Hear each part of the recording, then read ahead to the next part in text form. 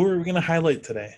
Oh, I'm definitely choosing George Carlin. I think he's the I'd be upset greatest. if you didn't, honestly. He's the greatest comedian that's ever comedianed. Sorry, Jerry Seinfeld comedian, get out of the way. Well, That's since a- you brought him up, I'm excited for Unfrosted. I'll tell you that. tell me about George Carlin. So he was born in 1937. Unfortunately, he died June 22nd, 2008, at the age of 71. Ah, I remember that. He was born in Manhattan, New York. And I've got a fun Oh, fact for you. okay, go for it. He was the narrator of Thomas the Tank Engine from 1991 to 1995. No shit. Yes, isn't that amazing? That's insane. And not to mention, there was been another few. Not to mention, there's been a few other notable narrators for that show. Ringo Starr, He was like the Beetle that's right.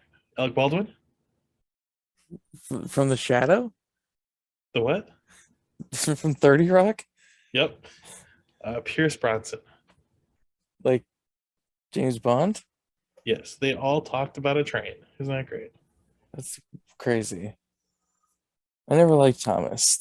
Thomas is a dark show. This is a little off topic, but there's an episode of Thomas where there's a train who gets a new paint job, right?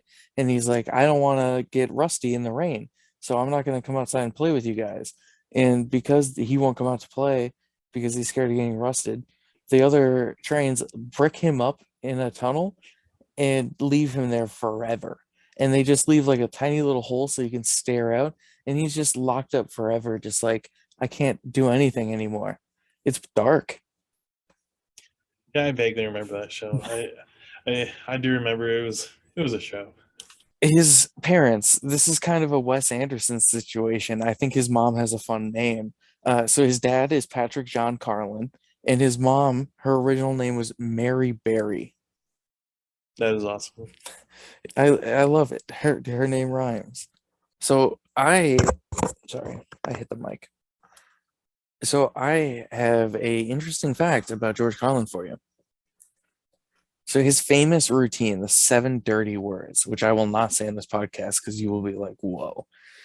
They caused him to be arrested in 1972, in July 1972 in Milwaukee, Wisconsin, our home state.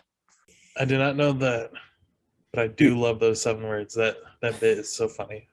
He also was the first ever host of Saturday Night Live on the first ever episode, though he didn't appear in any of the skits of the I did, episode. I did know that.